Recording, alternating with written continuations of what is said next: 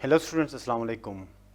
मैं रहीमुद्दीन आज आपके सामने लेकर आया हूँ क्लास सेकेंड ईयर फिज़िक्स के चैप्टर नंबर 15 का दूसरा लेक्चर, जिसमें हम पढ़ेंगे एक इम्पॉर्टेंट लॉ जिसे जाना जाता है लेंज़ेस लॉ के नाम से। आज के इस लेक्चर में हम जिन टॉपिक्स को कवर करने जा रहे हैं उनमें है the statement of Lenz's law, Lenz's law की डिस्क्रिप्टिव फॉर्म क्या है, कैसे डिस्क्राइब किया गया है, उसके बारे में पढ़ेंगे।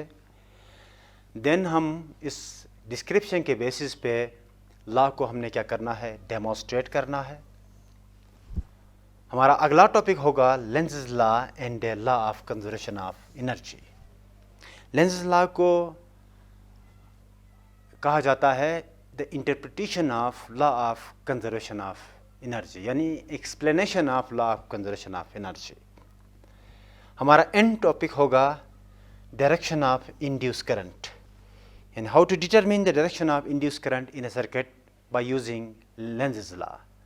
लेंज़ेस लॉ के बेसिस पे उसको यूज़ करके अप्लाई करके हम किसी भी सर्किट के अंदर इंड्यूस करंट की डायरेक्शन क्या होनी चाहिए वो देखेंगे। तो स्टूडेंट्स, हम बढ़ते हैं अपने पहले टॉपिक की तरफ, जिसमें हमें देखना है statement of Lenz's law. Faraday's law of electromagnetic induction में आपने पढ़ा है कि इंड्यूस्ड ईएमएफ के लिए किसी भी कंडक्टर के अक्रॉस आपने ईएमएफ को क्या करना है, इंड्यूस करना हो, तो इससे जो लिंक जो फ्लक्स है, मैग्नेटिक फील्ड आपने अप्लाई किया, इसके ऊपर अप्लाई किया आपने। यहाँ पे कैसे अप्लाई किया हमने, इनटू दिस बोर्ड हमने मैग्नेटिक फील्ड अप्लाई किया हुआ है और कंडक्टर को हमने रखा हुआ है परपेंडिकुलर ओरिएंटेशन में, मैक्सिमम के लिए, इफेक्ट के लिए। इस मैग्नेटिक फ्लक्स को अगर हम चेंज करें, इससे जो लिंक जो फ्लक्स है उसको चेंज करें, तो इस कंडक्टर के अक्रॉस क्या होगी, ईएमएफ इंड्यूस होगी। यहां पे देखिए सिंगल कंडक्टर है, इसमें करंट फ्लो नहीं हो रहा है। अगर हम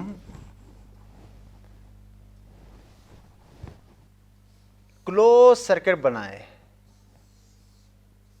कंडक्टर को एक्सटर्नल सर्किट के साथ जोड़ दें, कोई सर्किट बनाए, क्लोज लूप बनाए, तो अब अगर फ्लक्स में चेंजिंग आती है तो ईएमएफ ने इंड्यूस्ड होना है, और इस इंड्यूस्ड ईएमएफ की वजह से इस सर्किट के अंदर क्या होगा, करंट फ्लो होगा। अब करंट की डायरेक्शन कैसे होनी चाहिए, किस डायरेक्शन में होनी चाहिए, एंटी क्लॉकवाइज में होनी चाहिए या क्लॉकवाइज में होनी चाहिए, ये हमें बताएगा लेंज़ेस लॉ। 1835 में एक रशियन साइंटिस्ट जिसका नाम था एच.एफ. लेंज, इसने डिस्कवर किया, एक लॉ को डिस्कवर किया। क्या डिस्कवर किया इसने, giving the direction of induce current in A circuit. Induce current की डायरेक्शन किसी भी सर्किट में कैसे होनी चाहिए उसके बारे में बताया। लेंज ने अपने लॉ को कैसे डिस्क्राइब किया, इसकी डिस्क्रिप्शन कुछ यूं है, the direction of induce current produced in a circuit is such that it always opposes the change or cause that produces it. कुछ टर्म्स हाईलाइटेड है यहाँ पर। The direction of induce current, direction की बात कर रहा है, किसकी direction, induce current produced in a circuit. Circuit के अंदर डायरेक्शन क्या होनी चाहिए, एंटी क्लॉकवाइज में हो या क्लॉकवाइज में हो, direction such that it always opposes the change or cause that produces it। हमेशा उस इंड्यूस करंट ने कैसे फ्लो होना है, हमेशा उस डायरेक्शन में फ्लो करेगा जिसमें उसने क्या करना है, अपने चेंज, यानी जिसने उसे प्रोड्यूस किया है उस चेंज या काज को अपोज करे। चेंज काज को अपोज करने के लिए उसे एक पर्टिकुलर डायरेक्शन में क्या होना चाहिए, फ्लो होना पड़ेगा। इस लेंज़ेस लॉ के कॉन्टेक्स्ट में चेंज या काज की मीनिंग क्या है, जरा देखते हैं। The meaning of change or cause is the rate of change of magnetic flux linked with conductor or coil. किसी coil से linked या किसी conductor से linked मैग्नेटिक फ्लक्स में changing rate of change of magnetic flux को हम क्या कहते हैं, चेंज या काज कहते हैं. This is the cause they produces induce current in a circuit. इस rate of change of magnetic flux ने क्या किया है, इंड्यूस करंट को प्रोड्यूस किया है. यहां पर एक एग्जांपल लेते हैं फिर हम आगे बढ़ेंगे, ठीक है ना. यहां एक कंडक्टर है. कंडक्टर को हमने क्या किया है, एक्सटर्नल सर्किट के साथ जोड़ा हुआ है. एक गैल्वानोमीटर जिसको जो कि हमें बताएगा कि करंट फ्लो हो रहा है या नहीं हो रहा, ठीक है ना. इस लूप पे हमने परपेंडिकुलर में क्या किया हुआ है, मैग्नेटिक फील्ड अप्लाई किया है.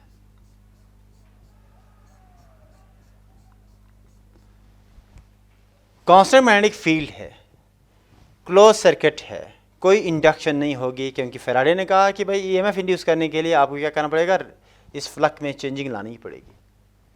फ्लक्स चेंज करेंगे, इस कंडक्टर के अक्रॉस ईएमएफ ने इंड्यूस होना है, क्योंकि क्लोज सर्किट होने की वजह से यहाँ पे इधर एंटी क्लॉकवाइज में या क्लॉकवाइज में क्या होगा, करंट फ्लो करेगा. अगर आप फ्लक्स बढ़ा रहे हैं तो इंड्यूस करंट कैसे फ्लो करेगा, इंड्यूस करंट भी एक मैग्नेटिक फील्ड को कंट्रीब्यूट करेगा, एक मैग्नेटिक फ्लक्स को कंट्रीब्यूट करेगा. और इस इंक्रीजिंग मैग्नेटिक फ्लक्स जो आपने एक्सटर्नल जो दिया हुआ है उसको क्या करेगा, अपोज करेगा, इंक्रीज होने नहीं देगा. अगर आप इस मैग्नेटिक फ्लक्स को जो इस लूप से लिंक्ड है आप क्या कर रहे हैं, कम कर रहे हैं, तो वो इंड्यूस करंट की डायरेक्शन क्या हो जाएगी, रिवर्स हो जाएगी, क्योंकि उसने क्या करना है, एक आपकी फील्ड को डिक्रीज होने नहीं देना है, rate of change of flux को यानी डिक्रीज होने नहीं देना है. सो हमेशा इंड्यूस करंट की डायरेक्शन कैसे होगी, अपने काज को यानी this rate of change of magnetic flux को क्या करना है, अपोज करना है. इंक्रीजिंग फ्लक्स है तो उसको इंक्रीज होने नहीं देना है, डिक्रीजिंग फ्लक्स है उसको डिक्रीज होने नहीं देना है. So this is simply the statement of Lenz's law. ज़रा इसको हम फर्दर एक्सप्लेन करते हैं, डेमोन्स्ट्रेट करते हैं with the help of diagram, circuit diagram. यहाँ पे दो कंडक्टिंग रेल्स हैं, ये मैं इसको सिंबलाइज कर लूँ आपको, A B C and D. थोड़ा सा हाईलाइट करते हैं इसको. ए बी एक कंडक्टर रखा हुआ है, बी सी और ए डी कंडक्टिंग रेल्स हैं.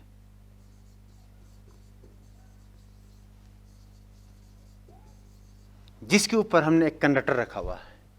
यहाँ पे सी और डी के अक्रॉस एक गैल्वानोमीटर हमने जोड़ा ताकि क्या हो, ये क्लोज लूप है. जब भी हम इस कंडक्टर को मूवमेंट देंगे, फ्लक्स चेंज करेंगे, इस लूप में से ईएमएफ इंड्यूस होगी और इस ईएमएफ की वजह से करंट फ्लो करेगा. और करंट फ्लो की डिटेक्शन के लिए हमने एक यहाँ पे जोड़ा है एक गैल्वानोमीटर. जब हम एक कांस्टेंट वेलोसिटी से इस कंडक्टर को मूवमेंट देंगे तो यहाँ पे जो एरिया होगा, जिसमें से फिलहाल तो क्या है, यहाँ पर यूनिफॉर्म मैग्नेटिक फील्ड है, लेकिन जब हम कंडक्टर को स्लाइड करके ले जाएंगे तो एरिया बढ़ेगा. एरिया बढ़ेगा तो फ्लक्स में क्या आएगी, वो चेंजिंग आएगी. Phi flux, magnetic flux is equal to magnetic field times of area. अगर मैग्नेटिक फ्लक्स को चेंज करना है तो आपको कांस्टेंट मैग्नेटिक फील्ड के अंदर क्या करना पड़ेगा, एरिया चेंज करना पड़ेगा. एरिया चेंज करने से क्या होगी, वो कि यहाँ पर इंडक्शन होगी और इस इंडक्शन ईएमएफ इंड्यूस करेगा. ईएमएफ की वजह से क्या है, करंट ने फ्लो करना है. ज़रा देखते हैं किस डायरेक्शन में करंट फ्लो होगा, क्यों होगा, उसकी एक्सप्लेनेशन भी आगे हम कर लेंगे.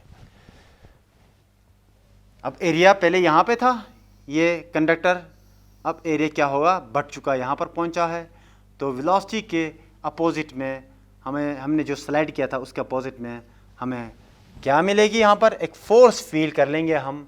फोर्स फील क्यों करेंगे, क्योंकि अब करंट फ्लो हुआ, एंटी क्लॉकवाइज यहाँ पर इंडिकेशन है, एंटी क्लॉकवाइज में करंट फ्लो होने की वजह से क्या करेगा, इंक्रीजिंग फ्लक्स को, क्योंकि फ्लक्स क्या हो रही होती है यहाँ पे एरिया बढ़ने की वजह से फ्लक्स में इंक्रीमेंट आ रही है, उस इंक्रीमेंट को क्या कर रहा है, ये अपोज कर रहा है। कौन कर रहा है, इंड्यूस करंट एक मैग्नेटिक फील्ड को कंट्रीब्यूट करेगा फ्लक्स को, जो कि हमारे जो इंक्रीजिंग फ्लक्स के अपोजिट में होगी।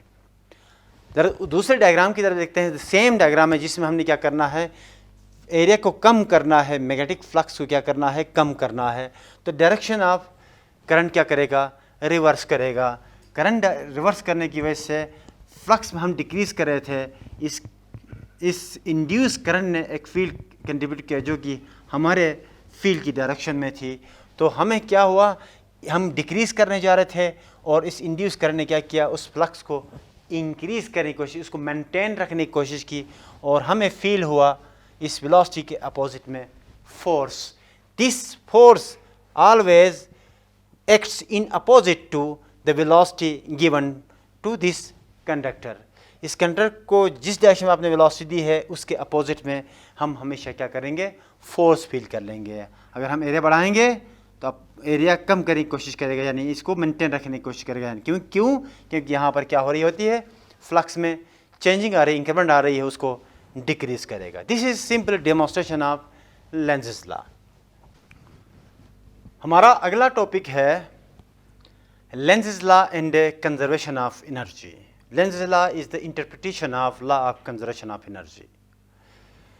यहाँ पे दो सर्किट्स क्लोज लूप्स हमने क्या किए हैं, शो किए हैं। एक है हमारे पास A B C D, identical loops हैं ये दोनों, A B C D. Identical situation भी है कि यहाँ पर मैग्नेटिक फ्लक्स इस लूप में से इंक्रीजिंग है,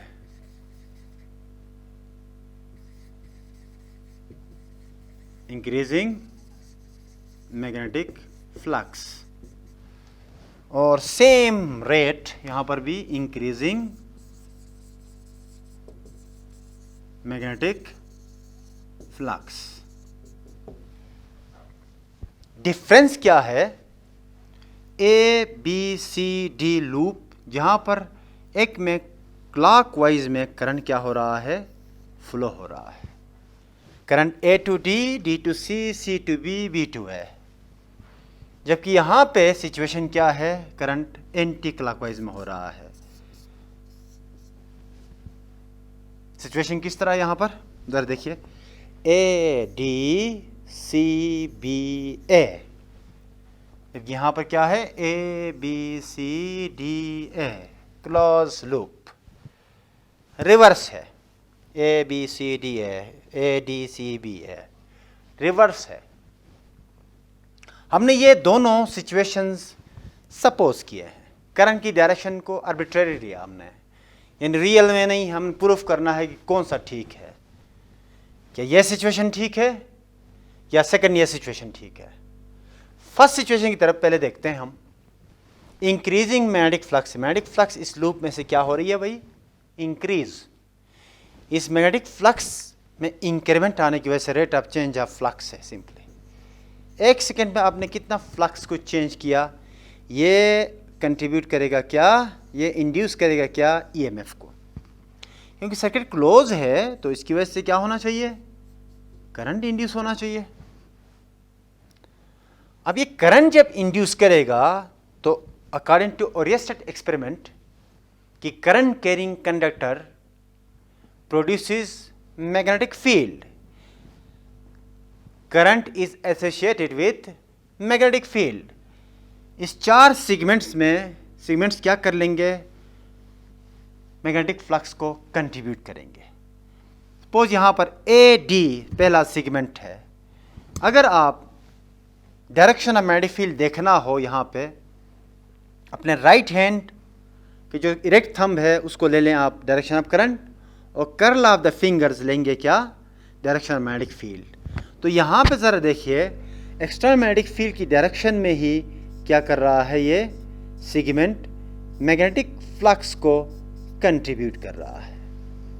द सेम डी सी जो सेगमेंट है वो भी उसी डायरेक्शन में क्या करेगा, कंट्रीब्यूट करेगा। सेम सी बी जो सेगमेंट है वो भी उसी डायरेक्शन में फ्लक्स को क्या करना है, कंट्रीब्यूट। चारों जितने भी सेगमेंट्स हैं, चारों सेगमेंट्स ये फ्लक्स को आपने जो एक्सटर्नल जो फ्लक्स इंक्रीजिंग फ्लक्स है उसकी डायरेक्शन में क्या करते हैं, ये कंट्रीब्यूट कर रहे हैं। ये इंड्यूस जो करंट जिस डायरेक्शन फ्लक्स कंट्रीब्यूट कर रहा है वो आपके एक्सटर्नल जो फ्लक्स की डायरेक्शन में ही है। तो नेट फ्लक्स क्या हो रहा भाई, आप इंक्रीज करेंगे, अगर ये इंड्यूस करंट आपकी फ्लक्स की डायरेक्शन में फ्लक्स को कंट्रीब्यूट कर रहा हो तो नेट जो फ्लक्स है वो उसमें क्या आ रही है, इंक्रीमेंट आ रही है। इस कांस्टेंट एरिया में से और फ्लक्स क्या हो रही होगी, चेंज हो जाएगी और बढ़ जाएगी, यानी greater amount of rate of change of flux आपको मिलेगा। Greater amount of rate of change of flux मिले तो ईएमएफ की वैल्यू क्या होगी, ज़्यादा होगी, और इंड्यूस जो करंट उसकी वजह से जो फ्लो करेगा और ज़्यादा करेगा। ये अगर इस ऐसी सिचुएशन हो तो इस सिचुएशन में क्या होगा, आप चेंज इन फ्लक्स आप क्या कर रहे हैं, लिटिल अमाउंट, उससे आपको क्या मिलेगा, इंड्यूस करंट ग्रेटर अमाउंट पे। चेंज फ्लक्स किसी टेक्निक से किया होगा आपने, किसी मैग्नेट को, नॉर्थ पोल है यहाँ पर, साउथ पोल है, आप इसको मूव कर रहे होंगे। मूव करने का मतलब है आपने काइनेटिक एनर्जी दी, इसको मैकेनिकल एनर्जी दी, कोई इनपुट एनर्जी दी, आपको क्या मिल रहा है, ग्रेटर अमाउंट ऑफ एनर्जी। एक आइडियल मशीन में इनपुट और आउटपुट दोनों बराबर होते हैं। कोई ऐसी मशीन नहीं है जिसको आप स्मॉल अमाउंट ऑफ एनर्जी दे दे। यहां पर मैकेनिकल एनर्जी आप देते हैं स्मॉल अमाउंट पे और आपको इलेक्ट्रिकल एनर्जी मिल रही है ग्रेटर अमाउंट ऑफ, जो कि फिजिकली क्या है, पॉसिबल नहीं है। आइडियल केस में इनपुट और आउटपुट दोनों बराबर होने चाहिए, लेकिन रियल केस में इनपुट ज़्यादा आउटपुट कम। तो इसका मतलब ये हुआ, ये इस सिचुएशन में एक परपेचुअल मशीन बन चुका है, एक परपेचुअल मशीन बन जाएगा। परपेचुअल मशीन का मतलब ये है कि आप little amount of energy add कर लें, वो ग्रेटर अमाउंट ऑफ एनर्जी देते हैं, जो कि रियल वर्ल्ड में फिजिकली पॉसिबल नहीं है। तो इससे हम ये रिड्यूस कर सकते हैं कि ये जो डायरेक्शन हमने सपोज किया था ये रॉन्ग है। जरा देखते हैं दूसरे सिचुएशन की तरफ, क्या यहां पर law of conservation of energy की वायलेशन तो नहीं हो रही है, इसमें तो हो रही है। Law of conservation of energy क्या कहती है भाई, एक फॉर्म ऑफ एनर्जी को दूसरी फॉर्म में चेंज कर सकते हैं आप। तो ये चेंज करने की टेक्निक था, लेकिन इसमें क्या हो रहा है, एक form of energy, little amount of energy use कर रहे हैं, दूसरे आपको ज्यादा मिल रही है, जो कि violation of conservation of energy है। सो यहां पे जरा देखते हैं, A B C D A current flow हो रहा है। यहां पर जरा अपने राइट हैंड के हेल्प से, फ्लेमिंग राइट हैंड हेल्प से आप देखेंगे तो डायरेक्शन ऑफ जो कंट्रीब्यूटिंग जो फ्लक्स है अपोजिट टू फ्लक्स आपको मिल रहा है, opposite to the external flux. यहां पर भी, यहां पर भी है ना, हर पॉइंट पे आप देखें कंट्रीब्यूशन जो होती है फ्लक्स क्या है, अपोजिट आपको मिल रहा है। इनर साइड पे देखें, इनर साइड पे, इनर साइड पे, इनर साइड पे, ठीक है ना। कंट्रीब्यूटिंग जो फ्लक्स है वो क्या है, आपको opposite to the external flux मिल रहा है। इससे क्या होगा, आप फ्लक्स इंक्रीज कर रहे हैं, induced EMF rate of change of flux पे डिपेंड कर रही होगी कि रैपिड कर रहे हैं, इंड्यूस्ड ईएमएफ ज्यादा हो, और इसकी वजह से इंड्यूस करंट ने क्या होना है, फ्लो होना है सर्किट में। इस इंड्यूस करंट की वजह से जो कंट्रीब्यूटिंग फ्लक्स है आपके फ्लक्स अपोजिट में, तो वो क्या करेगा, इंड्यूस करंट क्या करेगा, आप फ्लक्स को क्या करेगा, इंक्रीज होने नहीं देगा। आप बाहर से एनर्जी प्रोवाइड कर, मैकेनिकल एनर्जी दे रहे हैं, इलेक्ट्रिकल एनर्जी आपने कन्वर्ट करना है, उसी एनर्जी को कन्वर्ट करना है। मैकेनिकल एनर्जी को किस में कन्वर्ट करना है, मैकेनिकल एनर्जी को कन्वर्ट करना आपने इलेक्ट्रिकल एनर्जी में। इस इलेक्ट्रिकल एनर्जी मींस करंट की वजह से क्या होगा, एक फ्लक्स कंट्रीब्यूट करेगा और वो आपके फ्लक्स से अपोजिट में है। जितना आप ज़्यादा चेंजिंग लेकर आएंगे उतना ज़्यादा करंट क्या करेगा, फ्लो करेगा और उतनी ज़्यादा अपोजिशन मिलेगी। उस अपोजिशन को ओवरकम करने के लिए आपको एक्सटर्नल एनर्जी और सप्लाई करनी पड़ेगी। वही जो एनर्जी आप कंटिन्यूस सप्लाई कर रहे हैं मैकेनिकल एनर्जी, वो कन्वर्ट हो रही है इलेक्ट्रिकल एनर्जी में। अगर ये सुपर कंडक्टर हो, एनर्जी डिसिपेट नहीं कर रहा है, तो मैकेनिकल एनर्जी और इलेक्ट्रिक एनर्जी दोनों क्या होंगे, बराबर होंगे। लेकिन ऐसा सिचुएशन नहीं है। आप मैकेनिकल एनर्जी आपको ज़्यादा देनी पड़ेगी, क्योंकि कुछ energy electric energy thermal energy में क्या होगी, वो कन्वर्ट हो रही होगी। तो इसका मतलब है ये सिचुएशन ठीक है, जिसमें हम जितना एनर्जी आप सप्लाई कर रहे हैं उतनी आप हमें क्या मिल रही है, इलेक्ट्रिकल एनर्जी मिल रही है।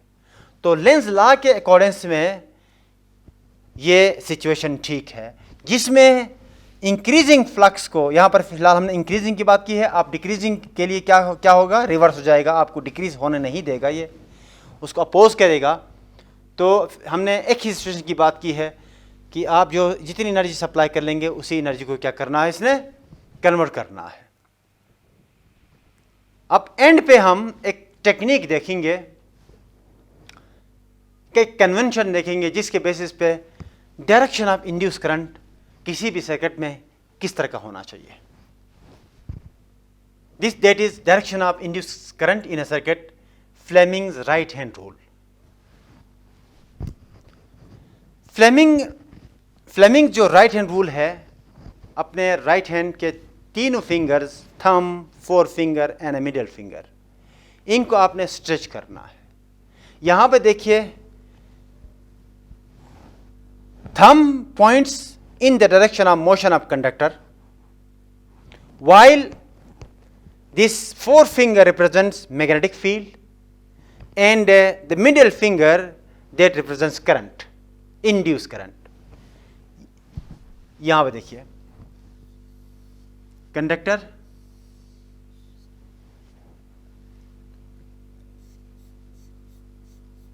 Magnetic field,